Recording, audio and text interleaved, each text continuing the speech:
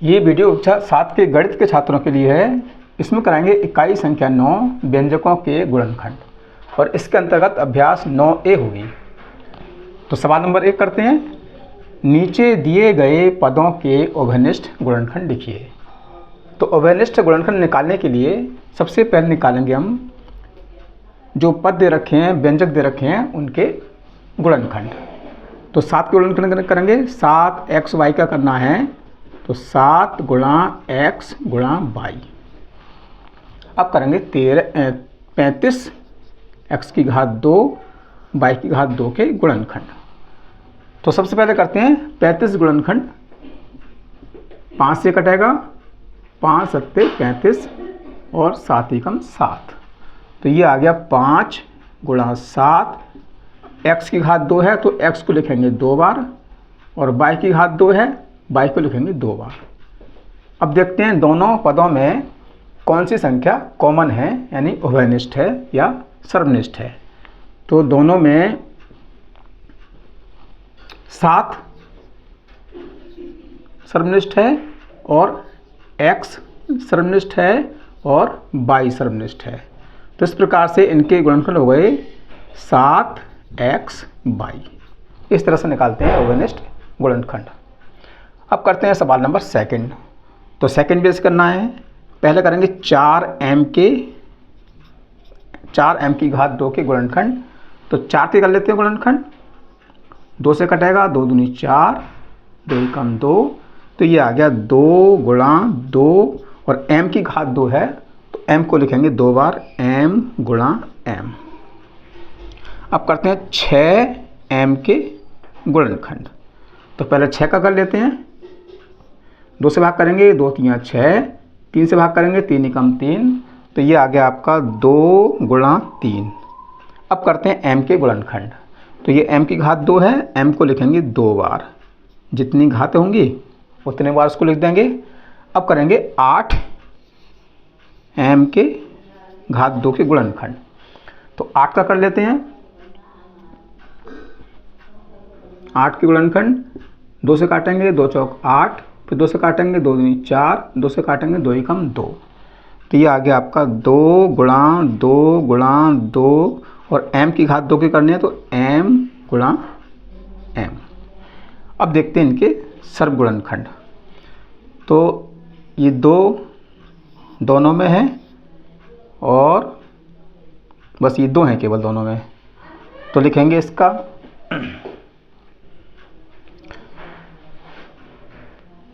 और m, ये तीनों हैं m गुणनखंड और ये m भी तीनों गुणनखंड के उभयनिष्ठ है। तो इसका उत्तर आ गया 2 m की, अब m एक ये है एक ये है तो m गुणा m। तो इस प्रकार से लिखेंगे 2 और m की घात 2। ये हो गया उभयनिष्ठ गुणनखंड।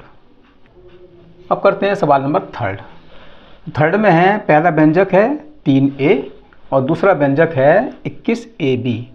तो सबसे पहले करते हैं 3a के गुणनखंड। तो 3 गुणा a। अब निकालेंगे 21ab के गुणनखंड। तो पहले 21 के कर लेते हैं गुणनखंड। a कटेगा 3 से, 3 सत्ते 21 और 7 एकम 7। तो 3 गुणा 7 गुणा a गुणा b। अब देखते हैं इसके कॉमन संख्या यानी उभयनिष्ठ या सर्वनिष्ठ। तो दोनों गुणनखंड में 3 है सर्वनिष्ठ और a है। तो इसका उत्तर हो जाएगा 3a। अब सवाल नंबर 2। व्यंजक 7pq plus 8qr plus 3qs का उभयनिष्ठ गुणनखंड होगा। तो ये 4 विकल्प हैं। तो सबसे पहले करते हैं इसके उभयनिष्ठ गुणनखंड। तो पहला व्यंजक है 7pq के करेंगे गुणनखंड। तो 7 गुणा p गुणा q। अब निकालते हैं 8qr के गुणनखंड। तो सबसे पहले निकालेंगे 8 के गुणनखंड। 2 से भाग करेंगे, 2 चौक 8, फिर 2 से भाग करेंगे, 2 दूनी 4 और 2 से भाग करेंगे, 2 एकम 2। तो ये आ गया आपका 2 गुणा 2 गुणा 2 गुणा q गुणा r। अब निकालते हैं 3 क्यू एस के गुणनखंड। तो 3 का गुणनखंड 3 रहेगा और क्यू गुणा एस। अब देखते हैं इनमें से कॉमन फैक्टर यानी उभयनिष्ठ संख्या कौन सी है या सर्वनिष्ठ संख्या कौन सी है। तो इन दोनों में, तीनों में, तो ये p है, सॉरी p नहीं है, q है। ये q इसमें है और ये q इसमें है।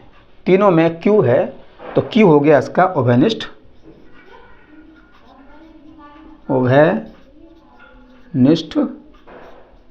गुणनखंड और इसका विकल्प सही होगा हमारा नंबर फर्स्ट। अब करते हैं सवाल नंबर 3। व्यंजक b और ब्रैकेट में है 6a minus b plus 2c और फिर ब्रैकेट में है 6a माइनस b के पदों का गुणनखंड होगा। तो हम इस सवाल का अवलोकन करते हैं तो हम ये देखते हैं कि ये 6a माइनस b का गुणनखंड है और 6a माइनस b c का गुणनखंड है। तो ये दोनों पद जो हैं b में भी हैं और 2c में हैं। तो 6a माइनस b कहलाएगा हमारा उभयनिष्ठ गुणनखंड। तो विकल्प नंबर 3 हमारा सही है। अब करते हैं सवाल नंबर 4। निम्नलिखित के गुणनखंड कीजिए। अब निकालने इसके गुणनखंड। तो इसमें क्या करना है, सबसे पहले हम 5x की घात 2 के करेंगे गुणनखंड और उसके बाद 25xy के करने हैं। तो 5 का होगा 5 गुणा, अब x की घात 2 है तो x को लिखेंगे हम 2 बार x गुणा x। ये हो गया इसके गुणनखंड। अब करते हैं 25xy। तो पहले करते हैं 25 के गुणनखंड। तो ये 25 कटेंगे 5 से, 5 पंजे 25 और 5 एकम 5। तो 5 गुणा 5। अब xy करने तो x गुणा y। अब देखते हैं सर्वनिष्ठ संख्या कॉमन फैक्टर। तो दोनों में 5 है सर्वनिष्ठ और दोनों में x है। तो इसके गुणनखंड हो गए 5x। ये है उभयनिष्ठ गुणनखंड। अब करते हैं हम सवाल को 5x की घात 2 माइनस 25xy। सबसे पहले लिखेंगे सर्वनिष्ठ गुणनखंड जो कि हमारा 5x है। अब 5x से भाग करेंगे 5x की घात 2 में। तो 5 से भाग करेंगे 5 में एक बार जाएगा और x से भाग करेंगे x में तो बचेगा x की घात 1, क्योंकि भाग करने में घातें घटाते हैं। ये x की घात 2 है, ये x की घात 1 है। जब भाग करेंगे तो x आएगा और उसके बाद माइनस। अब करेंगे 5 से गुणा 25 में तो ये 5 बार जाएगा और x से भाग करेंगे x में तो x से x कट आएगा, क्योंकि दोनों में समान घातांक है और फिर आएगा y। ये होगा इसका गुणनखंड। अब करते हैं सवाल नंबर 2। तो अब तक आप सीख चुके हैं संख्याओं के सर्वनिष्ठ निकालना। तो हम इसको डायरेक्ट करेंगे, गुणनखंड से नहीं करेंगे। तो ये है 9a की घात 2 और माइनस दूसरा व्यंजक है 6ax। तो सबसे पहले पहचानते हैं 9 और 6 का सर्वनिष्ठ संख्या कौन सी होगी। तो ऐसी संख्या देखनी है जिससे 9 और 6 दोनों में भाग हो जाए। तो वह संख्या हमारी 3 हो जाएगी, क्योंकि 3 से 9 कट आएंगे और 3 से 6 कट आएंगे और दोनों में क्या है, a है। तो 3a कहलाएगा इसका सर्वनिष्ठ संख्या। तो हम लिखते हैं 9a की घात 2 माइनस 6ax का सर्वनिष्ठ 3a है। ये हमने इस तरह से लिख लिया है। अब करेंगे इसका सवाल को हल करना है। तो लिखेंगे 3a और 3 से भाग करेंगे 9 में 3 बार जाएगा। a से भाग करेंगे a में। अब ये a की घात 2 है और ये a की घात 1 है, तो भाग करने में घात में घटाते हैं, a बचेगा। ये भाग करने पर आ गया 3a। अब करना 3 से 6 में भाग। तो 3 दूनी 6, 2 बार गया। a से भाग करेंगे a में। अब दोनों में घातें समान हैं तो ये a कट जाएगा, ये बचेगा x। ये इसके गुणनखंड हो गए। इसी प्रकार से सवाल नंबर 3। अब सवाल नंबर 3 में संख्या हमारी 36 है और a की घात 2b ये पहला व्यंजक है और दूसरा व्यंजक 60 a की घात 2bc। इसमें पहचानेंगे 36 एक की घात 2b माइनस 60 एक की घात 2bc में सर्वनिष्ठ कौन सी संख्या है, यानी कॉमन संख्या है। तो ऐसी संख्या देखनी है जिससे कि 36 और 60 दोनों पूरे पूरे कट आएँ, तो बड़ी संख्या लेंगे। तो ये 12 से 36 घटाएंगे और 12 से 60 घटाएंगे, तो ये तो हो गया 12। अब देखते हैं बीजीय संख्याओं में, दोनों में a है एक की घात 2 एक की घात 2, तो एक की घात 2 लिखेंगे, और दोनों में b है b लिखेंगे। तो ये हो गया सर्वनिष्ठ। अब सबसे पहले लिखते हैं हम सर्वनिष्ठ संख्या 12 एक की घात 2b, 12 से भाग करेंगे 36 में, 12 3 36 3 बार जाएगा, और a से भाग करेंगे a में, तो भाग करने में घातें घटाते हैं, ये एक की घात 2 है, ये एक की घात 2 है, जब भाग करेंगे तो ये घातें घट आएंगी, कुछ नहीं बचेगा, ये लिखेंगे b से भाग करेंगे b में तो बचेगा b माइनस। अब करते हैं 12 से 60 में भाग, तो 12 पंजे 60, a से भाग करेंगे a में, कुछ नहीं बचेगा, b से भाग करेंगे b में, तो b में कुछ नहीं बचेगा, ये बचा c। तो ये हो गया इसके गुणनखंड। सवाल नंबर फोर्थ में है 6p प्लस 8p की घात 2 और माइनस 4p की घात 3। तो सबसे पहले पहचानते हैं अंकीय संख्याओं में कौन सी सर्वनिष्ठ संख्या है। इसका मतलब ये 6 8 4 ये संख्याएं किस संख्या से कट जाएंगी। तो पहले सवाल लिखते हैं 6p प्लस 8p की घात 2 माइनस 4p की घात 3 में 2 हो गया, क्योंकि 2 से 6 कट जाएंगे, 2 से 8 कट जाएंगे, 2 से 4 कट जाएंगे, तो 2 तो हो गया इसका अंकीय संख्याओं का सर्वनिष्ठ। अब देखते हैं बीजीय संख्या, p इसमें है, p इसमें है और p इसमें है, तीनों में p है, तो 2p हो गया इसका उभयनिष्ठ। अब उभयनिष्ठ को लिखेंगे, पहले लिखेंगे 2p, 2 से भाग करना है 6 में और p से भाग करेंगे p में।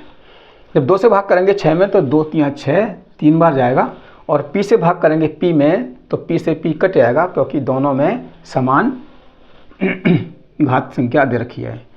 प्लस अब दे रखा है 2 से 8 में भाग करेंगे, 2 चौक 8, और p की घात 2 से भाग करेंगे p में तो बचेगा p, माइनस 2 से भाग करेंगे में 2 दूनी 4, और p से भाग करेंगे p में तो ये p की घात 3 है, ये p की घात 1 है, भाग करने में घातें घटाते हैं तो p की घात 2। ये इसके हुए उभयनिष्ठ संख्याओं के गुणनखंड। अब करते हैं नंबर 5। तो सवाल नंबर 5 में 3 6 और 9। तो पहले सवाल लिख लेते हैं, 3 a की घात 2 bc प्लस 6 ab की घात 2 c plus 9 a b c की घात 2। और इसमें देखते हैं अंकीय संख्याओं में कौन सी संख्या सर्वनिष्ठ है। 3 6 और 9 ऐसी संख्या देखनी है जिससे 3 6 और 9 तीनों में पूरी पूरी विभाजित हो जाए, यानी 3 से ये कट आएंगे, तो 3 हो गया अंकीय संख्याओं का सर्वनिष्ठ। अब देखते हैं बीजीय संख्या, a इसमें है, a इसमें है, a इसमें है, तीनों पदों में a है तो a लिखेंगे। उसी प्रकार से तीनों पदों में b है तो b लिखेंगे, तीनों पदों में c है तो c लिखेंगे। ये हो गया उभयनिष्ठ। अब उभयनिष्ठ संख्या को पहले लिखेंगे, 3 a b c, संख्या से संख्या में भाग करेंगे, बीजीय पद से बीजीय पद में भाग करेंगे। तो 3 से भाग करेंगे 3 में 1 बार जाएगा, a से भाग करेंगे a की घात 2 में तो a बचेगा, और b से भाग करेंगे b में b कट जाएगा, c से भाग करेंगे c में c कट जाएगा। प्लस अब करते हैं 3 से 6 में भाग, 2 बार जाएगा, और a से भाग करेंगे a में तो a कट आएगा, क्योंकि a की घात 1 है, a की घात 1 है, भाग करने में घातें घटाते हैं। b से भाग करेंगे b की घात 2 में तो b बचेगा, और c से भाग करेंगे c में तो c कट जाएगा। अब करेंगे 3 से 9 में भाग, 3 3 9, a से भाग करेंगे a में तो a कट आएगा, b से भाग करेंगे b में b कट आएगा, और c से भाग करेंगे c की घात 2 में तो ये बचेगा c। तो ये हो गया इसका उभयनिष्ठ गुणनखंड।